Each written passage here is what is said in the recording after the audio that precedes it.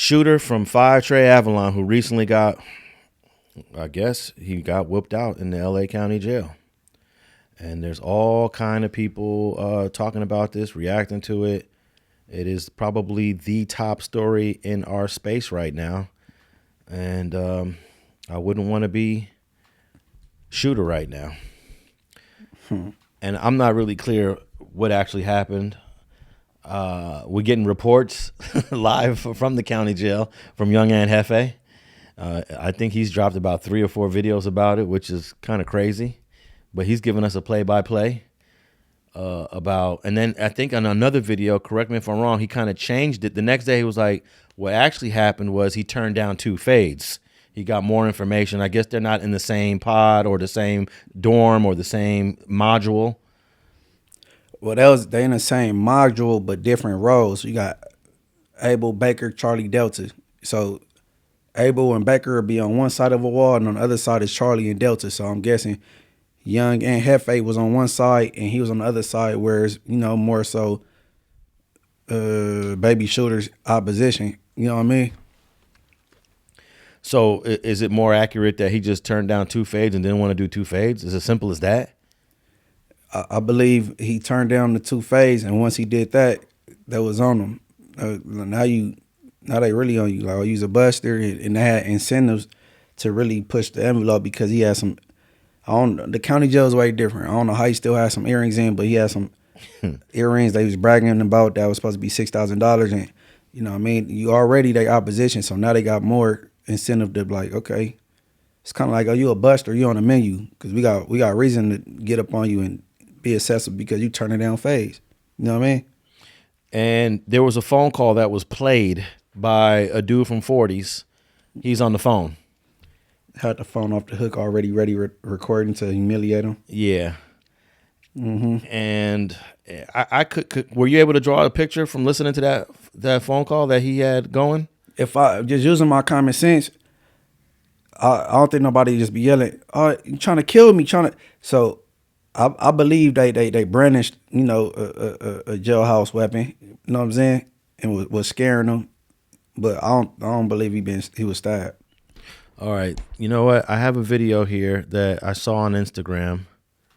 It was from attorney Jasmine, who she's obviously tapping into all of this baby shooter content. And this is what she had to say about, this is a message to the people in the county jail that are getting on the phone talking about it. And this is an attorney.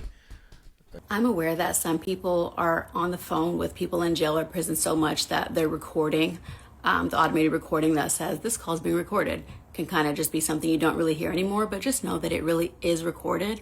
And PC, Penal Code 245A1, assault with a deadly weapon, that's what happens if you stab someone.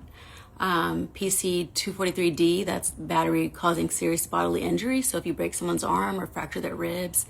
Penal Code 211, robbery, if you take someone's earrings by force during that assault. And, these are just some examples. There's also PC 182, conspiracy. So if multiple inmates, for example, participate in carrying out an assault. And then there are enhancements. So if prosecutors can prove that an attack was committed in association with or at direction of or for the benefit of a criminal street gang, there's that enhancement. And then also when you break bones, there's a GBI enhancement. That's PC 12022.7. And, just the list goes on and on. So definitely, if you're going to do things like that, probably try not to do them where, there's cameras everywhere, such as county jail, and definitely not on a phone call that's being recorded. And if you are on a phone call that's being recorded and doing things like that, then maybe don't make admissions because those things can be used against you. So for example, it's me, here's my name, here's my gang. Those are all things that a prosecutor can use as evidence against you. So again, identifying your gang moniker or claiming responsibility and referencing your gang membership, all of these things on the recorded line, because again, it's really recorded, are not going to be beneficial to you in a trial. And of course, if you don't know by now, all of those things are pretty serious and or violent. So It's a lot of stuff stacking up, especially, again, if you're already in county jail, then, you know, a prosecutor could argue that such a sentence should be ran consecutively, not concurrently. So, you know, after whatever you're already in there fighting. So, don't do that. Thank you. Hey man, I gotta wait. Even though some of those things that Attorney Jasmine said may not have happened, such as the stabbing, many of those things that Attorney Jasmine said did happen. And many of these dudes are just freely identifying themselves, their hoods, over these phone calls. And I wouldn't be surprised if Nathan Hochman, the new DA, decides, hey, let's start charging some of these people. Who knows, Munch? Nothing gonna come of that particular incident though.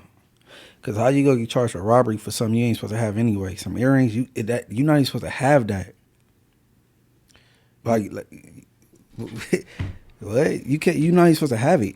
Like so where the charge at in that? And then, you know what I mean? It can't be no GBI because the dude ain't in medical. He went to another module in 2100. He not even in what they call Browns, and you know where you clothing the Brown County jail suits in the medical. So I mean, I get what she's saying if everything was how people think or how he tried to explain it, but in that particular incident, I think they good.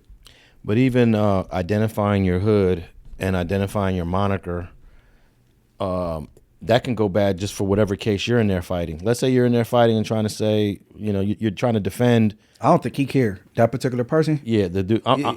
He facing a heap of time. I think he just know he threw 4 anyway. He know he's washed up. Yeah, We talking about the dude from 40s. Mm-hmm. Okay, he's washed up, but you know I still don't like saying that because, hey, I could tell you this: I thought people were washed up when I'm getting the discovery on the case. I swear, when the dude from 60s, newborn, which newborn was he? Baby, little? Oh, no, not newborn. S-born. S-born, my bad. S-born. When I'm reading the discovery on this case and he aired out 2 dudes, I was like, damn, bro. My initial thought was, damn, you washed up, bro. That's a double homicide. Boom, acquitted. Even with Baby Rev, I was like, oh, man. Yeah, but that's different. Well, with this dude, because he got a heap of charges that took place at different times, and then they all strikeable cases. Like, I think he pretty much.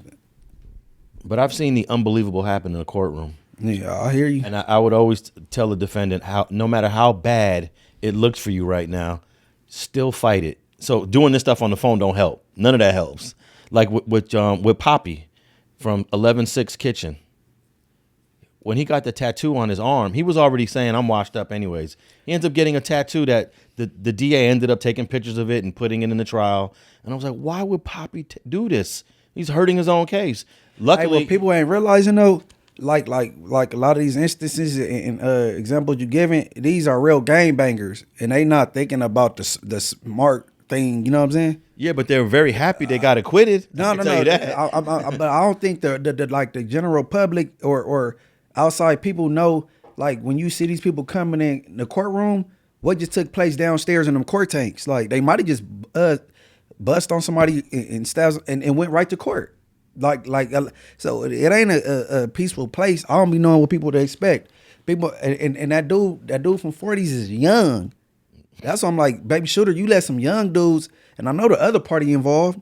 These ain't no I ain't saying nobody no busters, but like, I mean, look, bro, I don't know what people expect out of gangbangers, and you in one of the, what they say the second most dangerous jails in America. You know what I'm saying? They ain't in there kicking cans and holding hands. Yeah, I see what you're saying, Munchie. I expect the worst. That like, you know what I mean? So, but I expect that everyone that's fighting the case, at least to a certain degree, wants to minimize their case as much as they can. I know there's probably some people there that have the mentality, I don't give a F, give me life. But those are definitely the minority. And the DA is looking to find everything they can use against you, even in the county jail, like in the Poppy example. They wanted to make a big deal about this BK blood tattoo he got put on his arm. after the fact. This didn't happen before his offense. This happened in the county jail, and they try to argue like this tattoo shouldn't be relevant because this happened after this alleged crime. Nah, the judge let it in, And let me correct, Poppy wasn't acquitted. He got 3 mistrials. He got 3 hung juries in a row, and the judge he told the prosecution, I'm not allowing you to prosecute it anymore. So that's how he came home, on 3 hung juries. And the hungs were close. It was like 10-2, 9-3, I think one of them was 11-1 too. So, but he got 3 hung juries, and he came home, and he was very happy for that. He was very happy. And I'm assuming most people want to come home. I mean, if I'm going to trial, I'm not getting that type of going to trial with that, especially if it's visible. But like I just had a situation last year with this gun case, and I was trying to get it throughout, But I got the red flag above my eyebrow. During all this, but I just put some makeup over it and went to court. You know what I'm saying? But I'm on the streets though. Yeah, I was coming from court out here, so that's different. But And there is a recent L.A. County jail assault that turned into an indictment. Is the one against Swifty Blue. Swifty Blue had a stabbing attempt on him. I don't know. That dude kind of different. Yeah, but that turned into a whole case that is it's actually currently still being prosecuted. There aren't I don't think there's any the verdicts yet. But man, I just hate to see all this shit being it's televised live from the county jail. That's what it sounds like. Yeah. I don't. That seemed minute to me though. What would just happen with that? But I know it probably seemed like because you're an insider. Yeah. But as an outsider or an attorney or just the average watcher, it's gonna seem a little more serious. He definitely got whooped out, so there's definitely an assault there for sure. And if he did have earrings, I don't think it matters if you're supposed to have the earrings or not. We talked about that with the unlicensed dispensary. Just because you rob an illegal weed dispensary don't mean that you face lesser charges for robbing it. It's still robbery. Just because you got something in your possession that you ain't supposed to have, somebody still robbed you. I guarantee you that the DA will find a way to make that stick, even though, you ain't supposed to have jewelry in there. I don't know how the heck anybody gets jewelry through the jail. The jailer takes all your stuff right off the bat. Yeah, no. Attorney Jasmine, she correct on everything, but in this particular incident, it ain't gonna go nowhere. Well, we'll see. We'll see. I'm almost positive. Well, I think that's great advice, Attorney Jasmine. It is. Whether or not those things actually happened, we're almost certain there was no stabbing. There was no stabbing. Yeah, there was no stabbing. Ain't no broke arm. Yeah, and I'm almost like, okay, yeah, there's no broke. Okay, the broke arm would be the GBI, but I'm still tripping on like, how do you get jewelry into the county jail, and then why would you be wearing it around? Because people can't leave the internet and the cloud alone, bro. You turning yourself in to do like a month and some change, you gonna be back. Like, what did you, like, you know what I'm saying? Oh, that's all he got to do? Yeah, he turned himself in to do some like little punk time, like a little over a month or something. Oh, they probably gonna let him out in about a week. I don't know, but shit, I know. I don't know. Okay, so when he gets out, you know he's gonna go to no jumper, right? And then Wacko try to help him clean it up, because he already hopped on the phone with Wack, and he, you know what I'm saying, tried to like make it seem like it wasn't like it was, or it's a part of what goes on. Like you just, you know what I'm saying, but it's just obvious he didn't go about things correctly. Yeah, maybe turning down those 2 fades was a mistake, but I get it. People in jail, they like pit bulls. They sense fear. You know what I'm saying? So you gonna be on the menu. But it seemed pretty simple. Like when whoever went up to Baby Shooter and was like, "Hey man, where you from?" Oh, okay, you got 2 fades over here, and that seemed simple. He decided, hey, no, I'm not doing that. I don't feel like fighting. Nah, or some shit. Yeah, man. And unfortunately, boys and girls that are listening to Straight Politicking, especially to those here in the Los Angeles County area, you can't turn those down.